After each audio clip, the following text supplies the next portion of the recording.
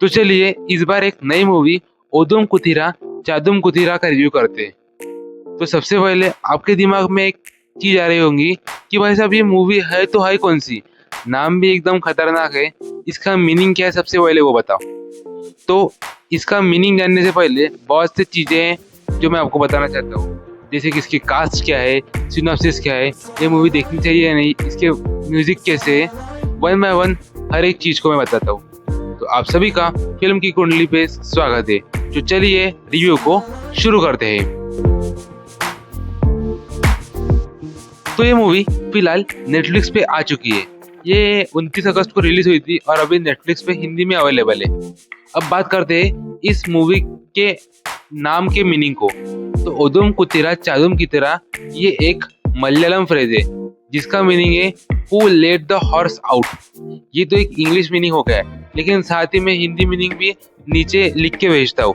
लेकिन इतना माथा खपा नहीं क्यों है, अपने मगज को इतने तकलीफ मत दो। एक सीधी बात समझ के रखो कि इस मूवी में कुछ तो भी हॉर्स का कनेक्शन है या हॉर्स ही कुछ ना कुछ मूवी में कांड करेंगे। अब हो गया मीनिंग के बारे में, अब फटाफट से हम आते हैं स्टोरी पर। तो स्टोरी में दो मेन कैरेक्टर है। लीड कैरेक्टर में Fahadh Faasil as AB and Kalyani Priyadarshini as E Nandini. तो ये दो कैरेक्टर है, तो दोनों में हो जाता है प्यार।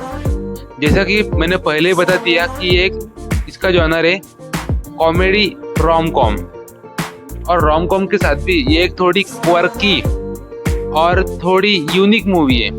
इसमें कॉमेडी तो मिलेगी लेकिन अपसर्डिस्ट ह्यूमर है। देखो, अपसर्डिस्ट और डार्क ह्यूमर में फर्क पड़ता है, इसलिए दोनों को तुलना मत करना। तो चलो स्टोरी में बढ़ते हैं। तो इनका अनकन्वेंशनल प्यार हो जाता है। अब अनकन्वेंशनली कैसे प्यार होता है वो आप मूवी में देखना। तो अनकन्वेंशनली प्यार होता है और मूवी में लॉजिकली और इलॉजिकली चीजें चलती है। जैसे मुझे ये सपना आया, उस सपने का कोई लॉजिक नहीं बनता, लेकिन उस सपने के बेस पे इंसान काम करने लगता है। और अलग अलग चीजें मैं आपको डिटेल में बताना तो चाहता हूँ, लेकिन मैंने अगर आपको बहुत डिटेल में बता दिया तो पूरा स्पॉइलर हो जाएगा। फिर मैं आपको एक मेन प्लॉट बता देता हूँ।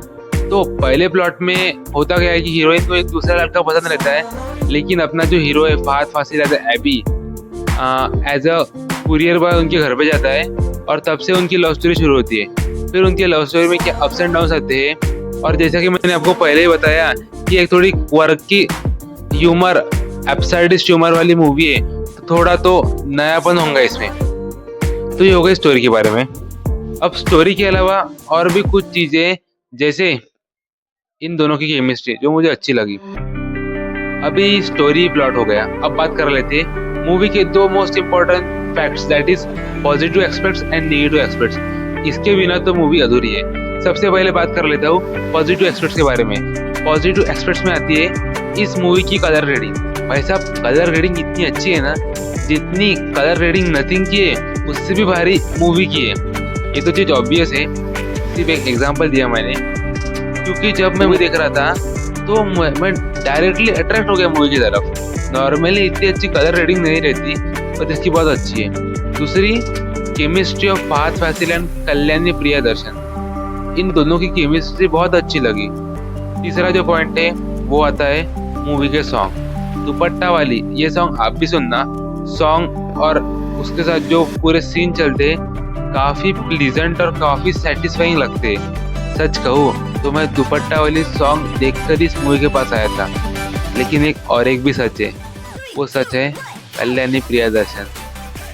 मुझे कल्याणी प्रियदर्शन हीरोइन बहुत अच्छी लगती है, इसलिए मैंने भी दिमाग पर ठान लिया है कि इनकी जितने भी मूवीज होंगे मैं देख ही लूँगा, भले ही बहुत हो देख लूँगा मैं, क्योंकि इनकी एक्टिंग मुझे बहुत अच्छी लगती है। ये हो गए पूरे पॉजिटिव एस्पेक्ट्स।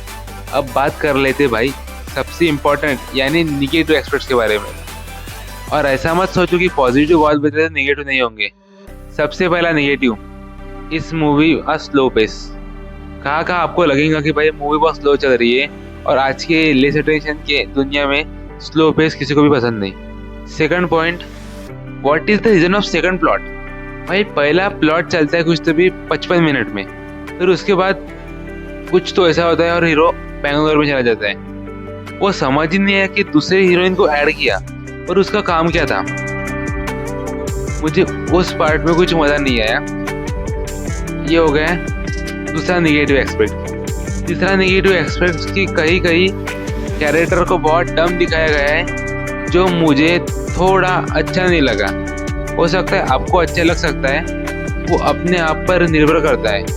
अब मैं कैसे थोड़े ऐसे मूवीज देखता हूँ तो मुझे 50% मूवी अच्छी लगी, पर कोई बंदा ऐसी मूवीज देखता ही नहीं है तो उसके लिए ये मूवी पूरी बेस्ट ही होंगी। तो ये हो गए मेरे 3 निगेटिव एस्पेक्ट्स।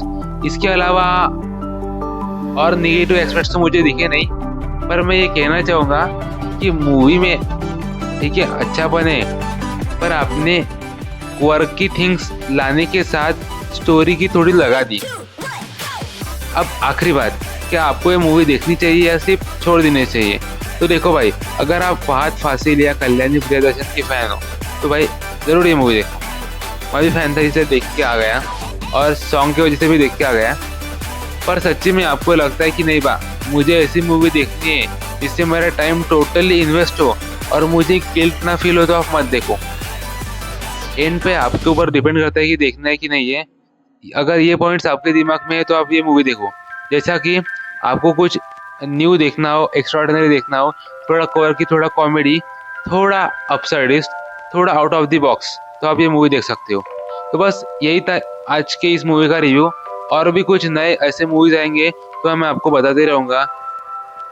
अगर आप में किसी ने ये मूवी देखी होंगी तो कमेंट में ज़रूर बताइए। मैं भी देख रहा हूँ कि क्या मेरे जैसे लोग यहाँ मौजूद है या नहीं, ज़रूर बताना। तब तक के लिए बाय।